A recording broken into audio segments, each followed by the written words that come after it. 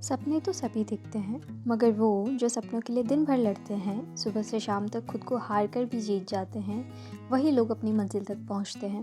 क्योंकि सपने सिर्फ देखने से नहीं मिलते, उन तक पहुंचने के लिए एक रास्ता तय करना पड़ता है और उस रास्ते का नाम है डिसिप्लिन। क्या आपने कभी नोटिस किया है कि क्यों हम अपने गोल्स को अचीव नहीं कर पा रहे?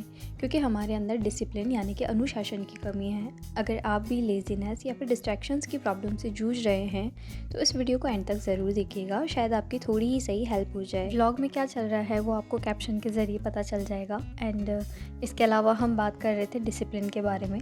तो डिसिप्लिन होने का मतलब केवल सुबह जल्दी उठ करके या फिर कड़ी मेहनत करने तक ही सीमित नहीं है, बल्कि ये हमारी आदतों, विचारों और फैसलों का एक सिस्टम है जो हमें लॉन्ग टर्म तक सफलता दिला सकता है। मैंने लास्ट वीक एक बुक की समरी पढ़ी थी। बुक का नाम था हाउ टू बी डिसिप्लिन्ड, वो शेल्डन हाउ ने लिखी थी। तो इसमें शेल्डन हाउ बताते हैं कि डिसिप्लिन होना 3 स्टेप्स पर आधारित है। फर्स्ट स्टेप है सेल्फ अवेयरनेस। इससे मतलब है कि हमारा अपने विचारों से अवगत होना, अपनी अच्छी और बुरी हैबिट्स को अच्छे से समझना, उनको अच्छे से पहचानना। सेकंड है क्लियर गोल्स, यानी कि हमारे जो लक्ष्य हैं, हमारे जो गोल्स है वो हमारे सामने बिल्कुल क्लियर होने चाहिए, क्योंकि बिना गोल्स बनाए, बिना गोल्स तय किए हम अनुशासन नहीं बना सकते, अनुशासित नहीं रह सकते। थर्ड स्टेप है सेल्फ कंट्रोल। हमें हमारी छोटी बड़ी इच्छाओं पर और आदतों पर, बुरी आदतों पर नियंत्रण रखना बेहद ज़रूरी है। अब इसका एग्जांपल अगर मैं दूँ तो जैसे कि सोशल मीडिया बहुत ही कॉमन एग्जांपल है, बट बहुत ज़्यादा इंपॉर्टेंट भी है। जैसे कि हम सोशल मीडिया स्क्रॉल करते रहते हैं, जैसे ही हमें फ्री टाइम मिलता है, या तो रील्स या फिर यूट्यूब शॉर्ट्स, कुछ भी हम स्क्रॉल करने लग जाते हैं। तो ये भी एक बुरी आदत है हमारी, जिसको हमें कंट्रोल करना चाहिए। अब बात करते हैं कि हम डिसिप्लिन यानी कि अनुशासन को अपनी लाइफ में कैसे इन्वॉल्व कर सकते हैं। सबसे पहला स्टेप है रीज़न ढूंढना, अपने क्यों को समझना।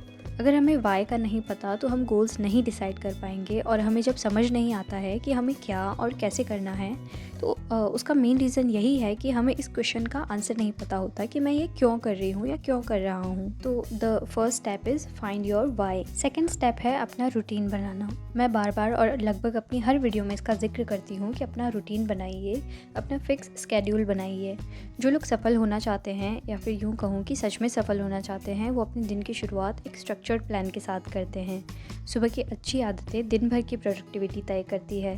अब ज़रूरी नहीं है कि आप सुबह 4 बजे उठकर ही प्रोडक्टिव बन सकते हैं। आप आराम से 6-7 बजे, या फिर कोई अगर इससे भी लेट उठता है तो उस टाइम पर भी उठ करके प्रॉपर रूटीन फॉलो करके अपना दिन प्रोडक्टिव बना सकता है। एग्जाम्पल के लिए 6 बजे उठकर भी आप सबसे पहले अपना बेड बना लें, उसके बाद में 1 से 2 गिलास पानी पी लें, थोड़ी सी स्ट्रेचिंग वगैरह कर लें, अगर हो सके तो नेचर के कांटेक्ट में आ जाएं, मेडिटेशन वगैरह कर लें। और अगर आज के करने वाले इंपॉर्टेंट कामों की एक टू डू लिस्ट बना करके उनको करना स्टार्ट कर दें, तो at the end of the day आपको फील होगा कि आपका पूरा दिन जो है वो काफ़ी प्रोडक्टिव गुजरा है। सेकंड स्टेप कंप्लीट करने के बाद में अब थर्ड स्टेप है, और थर्ड स्टेप है प्रोक्रास्टिनेशन से बचना। प्रोक्रास्टिनेशन का मतलब होता है टालना। अगर आपसे अभी कोई काम करने को बोले और वहाँ आप यह बोल दें या फिर सोच लें कि अभी नहीं, बाद में करूँगा या बाद में करूँगी, तो ये होगा प्रोक्रास्टिनेट करना। इसके लिए 2 मिनट्स का रूल अपनाएं। 2 मिनट के लिए उस काम को आप करना स्टार्ट कर दें, फिर चाहे आप वो काम पूरा करें या ना करें, बट उसे टाइमर लगा करके 2 मिनट के लिए करना स्टार्ट कर दें। आप देखेंगे कि आप उस काम को करने लगेंगे, क्योंकि सबसे मुश्किल जो टास्क होता है वो होता है स्टार्ट करना। किसी भी काम को स्टार्ट करने के बाद में उतनी दिक्कत नहीं आती है जितना कि हम स्टार्ट करने से डरते हैं। स्टार्ट करने में हमें जितना टाइम लग जाता है, उतना किसी काम को करने में टाइम नहीं लगता। फोर्थ स्टेप है डिस्ट्रैक्शंस को कम करना। ज़रूरी नहीं है कि सिर्फ आपका फ़ोन ही आपको डिस्ट्रैक्ट करता हो। काम करते टाइम कोई भी ऐसी चीज़ जो आपके माइंड में आ रही है, हर वो चीज़ आपके लिए डिस्ट्रैक्शन का काम करती है। चाहे वो आपके मोबाइल में आने वाली नोटिफिकेशन हो, या फिर कोई आसपास से आवाज़ आ रही हो, ट्रैफिक का नॉइज़ हो, या फिर लाउड म्यूज़िक हो। अगर आप थकान महसूस कर रहे हैं, आपको नींद आ रही है, या फिर आपको भूख लग रही है, तो ये सारी चीज़ें भी डिस्ट्रैक्शन में ही काउंट होती है। पढ़ाई करते टाइम अगर हो सके तो इन सारी चीज़ों से खुद को दूर रखें। सोशल मीडिया का भी सीमित इस्तेमाल करें, और अगर हो सके तो पढ़ाई करते वक्त फ़ोन को खुद से दूर रखें।